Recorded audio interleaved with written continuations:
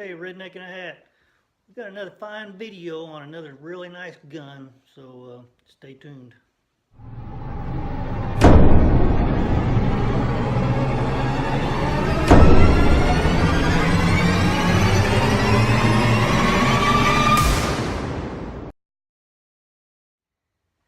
Hey everybody, this is the gun I was wanting to show you off today.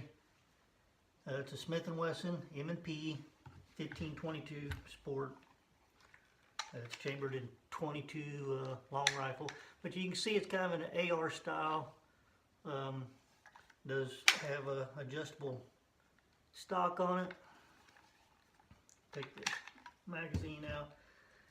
This is a 25 round magazine. You can get the shorter 10 rounds for it, but you can pick them up for anywhere from 20 to 25 bucks, I think, maybe 30 bucks for them. It does come with the mag pole, folding adjustable sights. Front and back are removable, so you can put a scope on here if you want. It's got an Armorite barrel finish, carbon steel with a 10-inch M&P slim handguard with the quad Picatinny rail, so you can put lights on it, you put laser on it, handguard. You put a number of AR style toys that you want to get for it.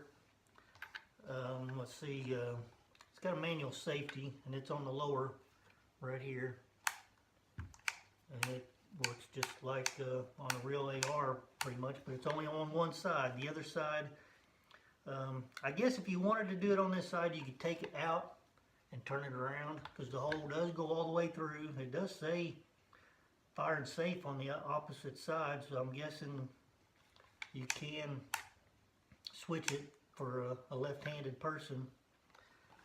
But the weight on it is about 75.2 ounces. Barrel length 16.5 inch barrel, but the overall length is 33 and an eighth. But it's got a semi-auto blowback action.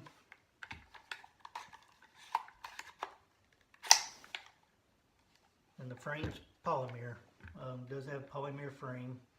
Barrel twist on the barrel is 1 and 15, and 6 position adjustable stock. But it's not a bad little gun for a 22 with a 16.5 inch barrel.